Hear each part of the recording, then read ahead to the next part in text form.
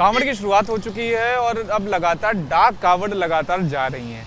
तो अब आप देखिए डाक कांवड़ों की वजह से हुआ क्या है यहाँ पर मुजफ्फरनगर में कि जो देहरादून वाला रास्ता है उस रास्ते से देवबंद होते हुए ही जो आम लोग हैं वो जा सकते हैं। जो पूरा नेशनल हाईवे है यहाँ से मुजफ्फरनगर से हरिद्वार तक का फलौदा के रास्ते से जाने वाला उसे डाइवर्ट कर दिया गया। वहां पर सिर्फ जो कांवड़ियों की गाड़ी हैं वही जा सकती। तस्वीरों में भी आप देखिएगा कि किस तरह से जो आम राहगीर हैं, जो आम गाड़ियां हैं, उन्हें अब डाइवर्ट किया जा रहा है हरिद्वार जाने वाले आम नागरिकों को कि अगर उन्हें हरिद्वार जाना है तो वो सिर्फ और सिर्फ वाया देवबंद वाला जो रास्ता है वही पकड़ सकते हैं। जो सीधा रास्ता है मुजफ्फरनगर से हरिद्वार तक का फलौदा की तरफ से जाने वाला, नरसन बॉर्डर की तरफ से जाने वाला, उस रास्ते को बीच में ही उत्तराखंड पुलिस माफ कीजिएगा यूपी पुलिस ने बैरिकेड लगाकर पूरी तरह से बंद कर दिया और सामने उत्तराखंड पुलिस का वो पूरा डाइवर्जन प्लान लगाया गया। तो तस्वीरों में आप सीधी तस्वीर देख सकते हैं कि किस तरह से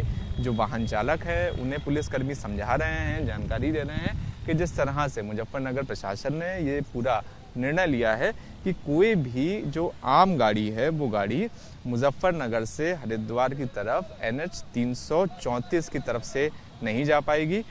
वहाँ पर नरसन बॉर्डर होते हुए उसे अगर जाना है तो वो पूरा देवबंद तक का वो पूरा जो चक्कर है वो पूरा चक्कर मारेगी, उसके बाद ही हरिद्वार पहुंचेगी।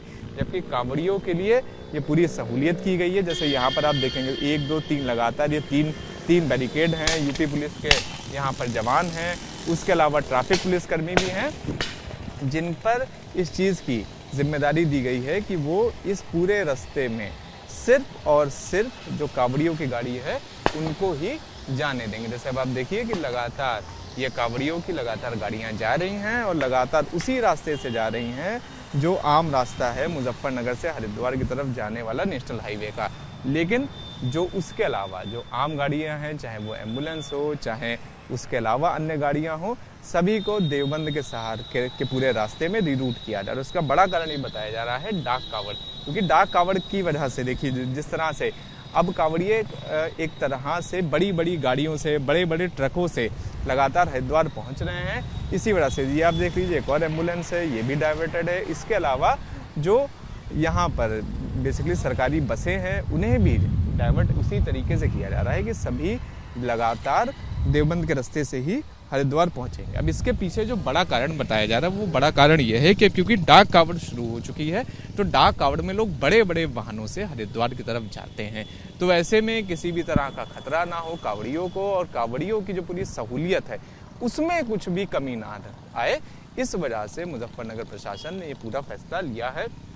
इसकी सीधी तस्वीर भी हम लोग आपको दिखा रहे हैं कि अब आज से अगर किसी भी व्यक्ति को ये NH 334 होते हुए हरिद्वार जाना है तो उसे वाया देवबंद जाना होगा, ना कि वाया नरसन बॉर्डर। हम ग्रेटर नोएडा से आए हैं। हरिद्वार जाना था आप लोग? हाँ, हरिद्वार जाना था। अभी क्या स्थिति, क्या बता रहे हैं अभी काफी अच्छा वो है, पीछे बंदोबस्त योगी सरकार ने काफी अच्छा किया हुआ है, कोई समस्या नहीं है आने जाने में।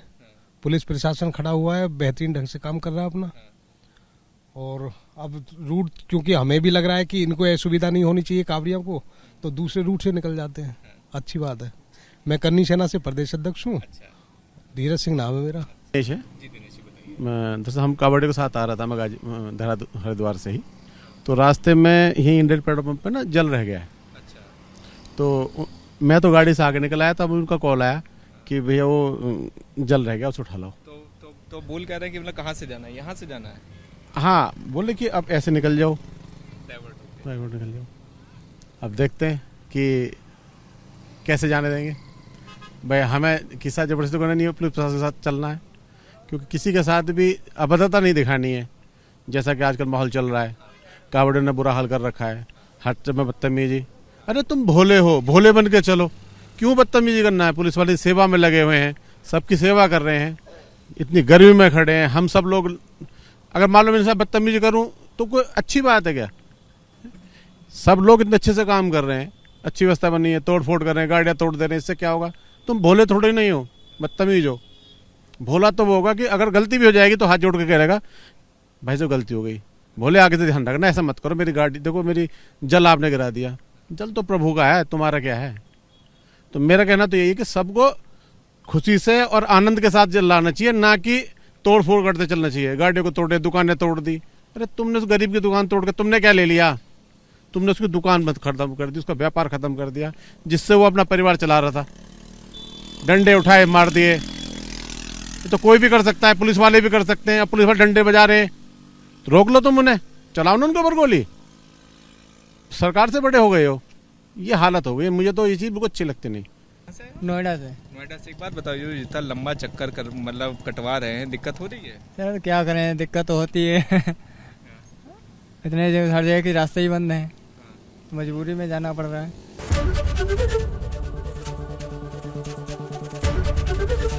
एबीपी गंगा, खबर आपकी, जुबान आपकी।